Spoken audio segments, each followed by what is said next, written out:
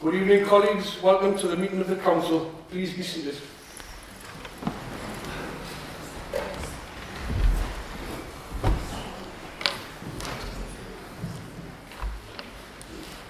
I am required to inform you that this meeting is being recorded. If any member of the public or press would like more information about this, or if they intend to record proceedings themselves, please contact Strategy and Democracy Services, who will be more than happy to advise. Any members who wish to speak on any of the agenda items should use the microphones available. I have agreed to accept an urgent item of business. This is the proposed changes to the membership of committees. The reason for this is to redistribute elected members' responsibilities to support committee meetings that have the best possible chance to be quorate, enabling the effective conduct of the decision making. This item will be considered under item 9 of the agenda. The first item of business is declarations of interest. No declarations have been received. Does any member now wish to verbally make any declarations before we move on to the next business?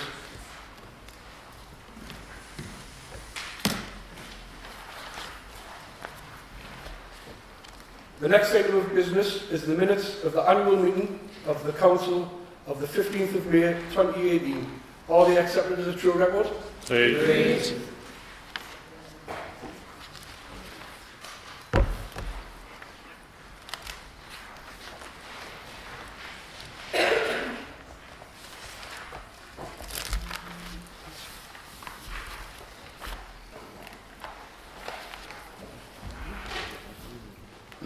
The next business is Mayor's Communications. There are no Mayor's Communications to report on this occasion.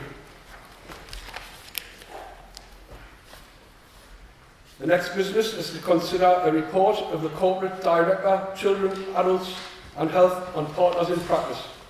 I will ask Councillor Myra Smith to formally move the report. Councillor Smith. Thank you, Mr. Mayor. I would like to talk to members around our successful application to be part of the Department of Education's Partners in Practice programme. The Partners in Practice programme was introduced in 2016 with the aim of promoting improvement in children's services nationally.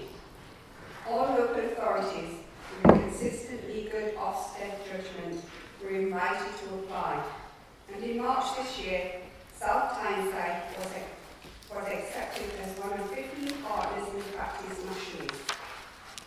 The partners in practice are among the strongest local authorities in the country, and through the programme, we will help other local authorities to improve their offer of support to vulnerable children and young people.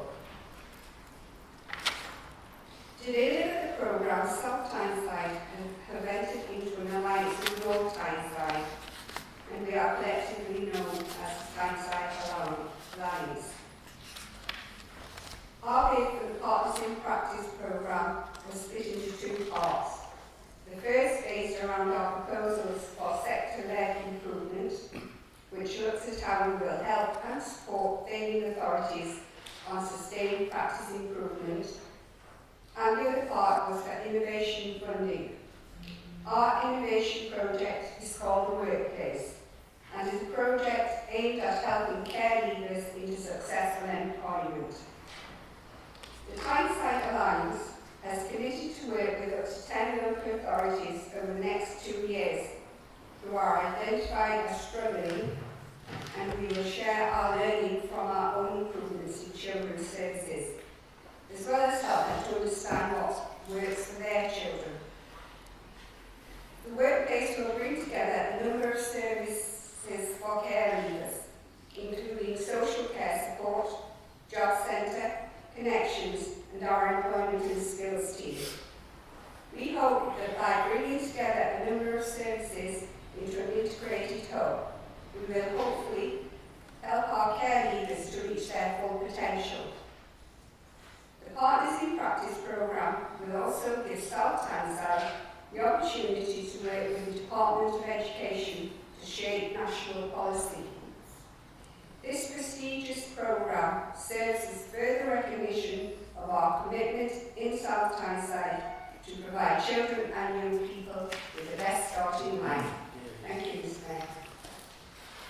Is that seconded? Are there any questions on, or does any member wish to speak to the report? Councillor Milburn.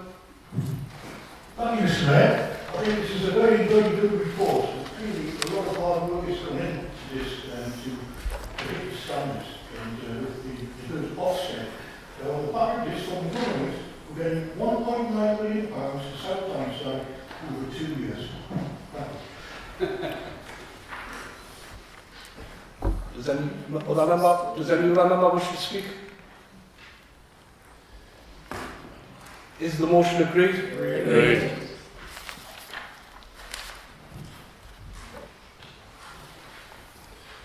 The next business is to consider a report of the Corporate Director, Children, Adult and Health on practice to be proud of in adult social care. I will ask Councillor Dixon to formally move the report. Councillor Dixon. Thank you, Mr. Mayor. Our adult social care strategy sets out how we will work with people to maintain their independence and well-being, enabling them to live better lives. The strategy supports the service to meet the statutory duties set out in the Care Act 2014, with the primary focus upon reducing, preventing and delaying needs. To ensure we focus on the well-being of our residents, adult social care recognises the importance of working with people to ensure they are at the centre of all decision-making and are in control of their own lives. By working together with people and taking the time to understand their strengths, as well as what is needed to them for change, we can support people to achieve the outcomes important to them. We will look at how we can connect people to their communities, as well as building upon their own support networks and resources to maximise their dependence and well-being. Staff work closely with people during periods of change and crisis, and for those who do need longer-term support. This is about looking at what is needed to enable them to live a better life. Feedback from people in contact with adult social care has been positive, and for our staff it really makes the best use of their social work skills and training. Our stakeholders are also seeing the benefits from this way of working. The ongoing development of this way of working is supporting adult social care to deliver the highest standards of practice and practice that we can be proud of. I would ask members to acknowledge the progress to date and support the ongoing commitment to the delivery of strengths-based practice within adult social care. Thank you. Is that seconded? Seconded. Are there any questions on, or does any member wish to speak to the report? Is the motion agreed? Agreed.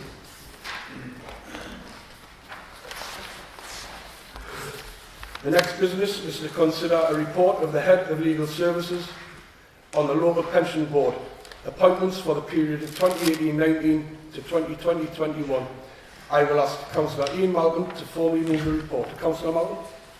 Thank you, Mr. Mayor. As colleagues will know, by law we are required to establish a local pensions board which oversees the work of the Town Area Pensions Committee. We have already appointed our council representative on the pensions board, which is Councillor Paquet, and we are now required to note the appointment of the four member and 3 employer representatives. Within that, colleagues will see on paragraph 6 that by the constitution of the pensions board, the vice chair will assume the chairmanship this year, and that is Mr. Jim Woodlingfield. So accordingly, council is recommended to note the procedure that has been followed and note the automatic appointment of Mr. Woodlingfield as the employer representative and chair of the pensions board, and give its approval this afternoon for the appointment of the existing board members who have been nominated by their respective employees or trade unions, and to the appointment of Philip Smith as the employer representative to the pensions board. I'll move, Mr. Mayor. Is that seconded? Are there any questions on, or does any member wish to speak to the report? Is the motion agreed? Agreed.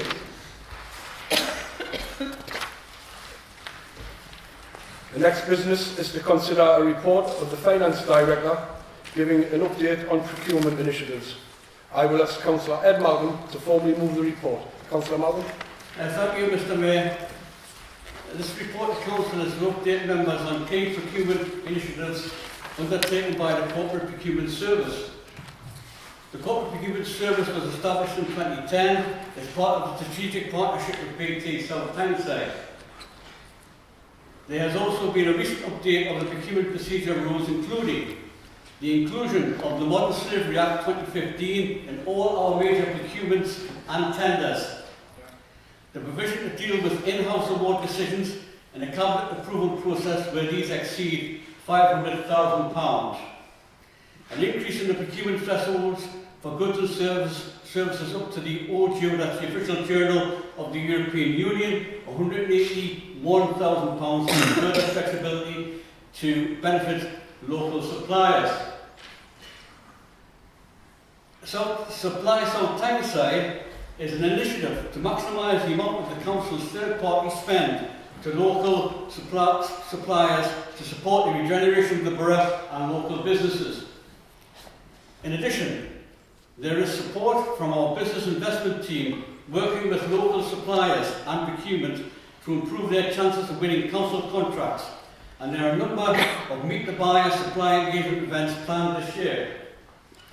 Since 2010, we've increased local spend from 33% to over 50%, and in total spent over £700 million locally over this period. Members will know the importance of social value in procurement. Social value covers a number of areas and is embedded in our procurement processes, including supporting employment apprenticeships, community involvement, local spend, and the environment. A recent construction contract employed 3 apprentices, with 70% of the materials coming within a 40-mile radius of the town hall, with the remaining materials being specialist. The council is also working with NIPO, that's the North East Procurement Organisation, in this area to look at a nationally developed performance tool to further promote social value that will give measurable outcomes and support ensuring that this will not increase costs and still ensure that social value is in our procurements. Another initiative is a supplier incentive programme, whereby suppliers are paid early in return for a small discount, helping with cash flow and giving additional benefits, including access to invoicing. The council benefit from this with over £200,000 in additional income from the scheme for 2017-18, with over 10,000 invoices paid on an average 20 days earlier. The council spends around £200 million a year with suppliers across all goods and services, and has delivered over £14 million in year-on-year savings over the last 5 years, which supports ongoing budget challenges over these periods. The service will continue to support all services in the delivery of a centralised corporate procurement service post the strategic partnership.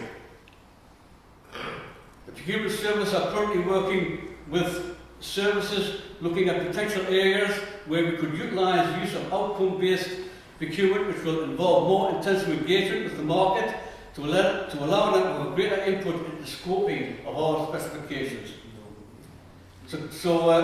Mr. Mayor, I ask Council to note the process made and the progress made also with the procurement and the various initiatives as detailed within this report. I will report, Mr. Mayor.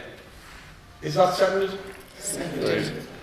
Are there any questions on, or does any member wish to speak to the report?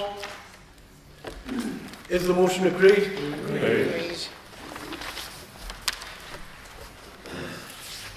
The next business is to consider a report of the Acting Corporate Director, Economic Regeneration, on supporting business growth, North East Fund.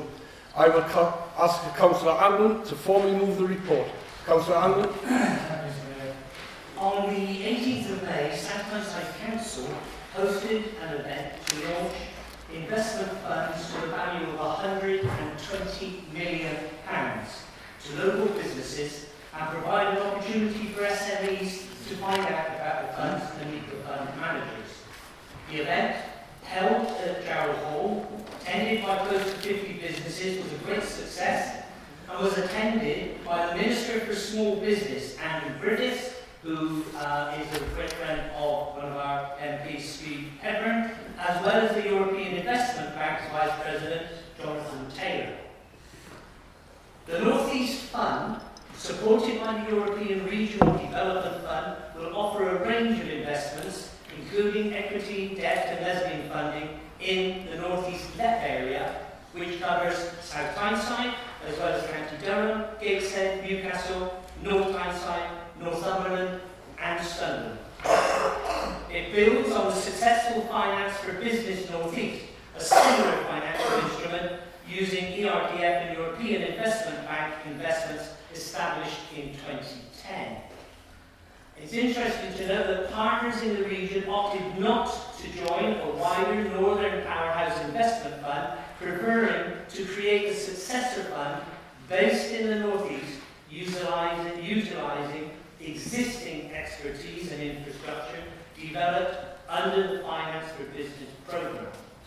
It will provide financial support for over 600 businesses, creating over 3,500 jobs over its life. The North East Fund Limited has overall responsibility for the programme, which is delivered through 5 separate funds, which are an innovation fund looking for strong teams with scalable opportunities and invests up to £500,000 by way of loans or equities.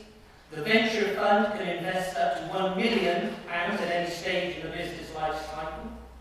The Development Capital Fund can invest from £400,000 to £2 million to support established businesses via debt finance, mezzanine loans or equity investment. The Growth Capital Fund backs ambitious businesses with investment of up to £500,000 to accelerate growth potential. And finally, the Small Loan Fund can support a wide variety of growth plans and typically advances loans of between £10,000 and £50,000 to support actively trading North East businesses. Huge opportunity for local businesses to get investment that they need, and I recommend the report to you. Is that seconded? Mr Mayor, if I may second and thank Councillor Angren for that report. We cannot in any way sort of overstate this. I mean, this is a real huge opportunity for businesses across South Tyneside to access funding in terms of innovation, in terms of new ideas, in terms of increasing output and expanding their business operations on South Tyneside. In terms of the original fund, because this is the second fund, in terms of the original fund, South Tyneside businesses didn't really take full benefit of the opportunities that exist here. And I really would like to encourage businesses and startups and entrepreneurs on South Tyneside to really look at this extremely closely, Mr Mayor, because the funding is here to help businesses grow on South Tyneside. I'd like to thank Stephen Hepburn for inviting the Small Business Minister to South Tyneside, and the very fact that we had the Senior Vice President of the European Investment Bank on South Tyneside indicates how seriously the North East Fund will treat any application for businesses who look for funding from each of the streams that Councillor Angren has talked about. And whilst we don't need to change the minute, I just would like officers to take on board the significance of this fund with the possibility of raising it not only with the businesses that we have contact with through procurement, but also on the internet and also perhaps in the Council's magazine, which is published on a regular basis, to really try and get local businesses to apply for funding. Are there any questions on, or does any member wish to speak to the report? Is the motion agreed? Agreed.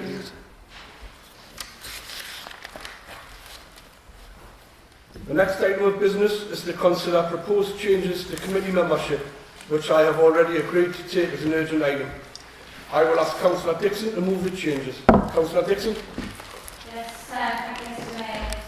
Can I move that Councillor Dean replaces Councillor Gibson on the Licensing Committee and Councillor Hay to replace Councillor Gibson on the Human Resources Committee, Mr Mayor? Is that seconded? Are there any questions on, or does any member wish to speak to the report? Is the motion agreed? Agreed. The next business is to receive questions under Procedure Rule 8. No questions have been received under this rule. The next business is to receive motions under Procedure Rule 10. No motions have been received under this rule. That concludes the business for today's meeting. Thank you for your attendance.